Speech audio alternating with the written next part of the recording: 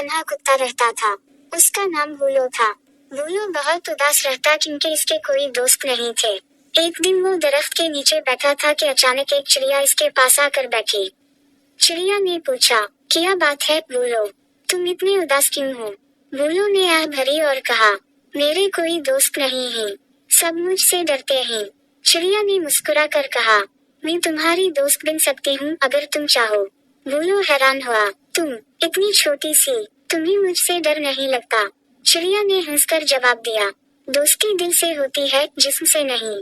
इस दिन से बूलो और चिड़िया की पक्की दोस्ती हो गई। चिड़िया बूलो के लिए कहानी सुनाती और बूलो उसे खतरनाक जानवरों से बचाता। दोनों एक दूसरे का खूब ख्याल रखते। एक दिन जंगल में आग लग गई। चिड़िया फौरन उड़कर मदद लाने गई और बूलो ने छोटे जानवरों को बाहर निकाला। सबने मिलकर आग बुझाई। जंगल के सब जानवर हैरान रह गए और इन्होंने बूलो और चिड़िया की दोस्ती की तारीफ की।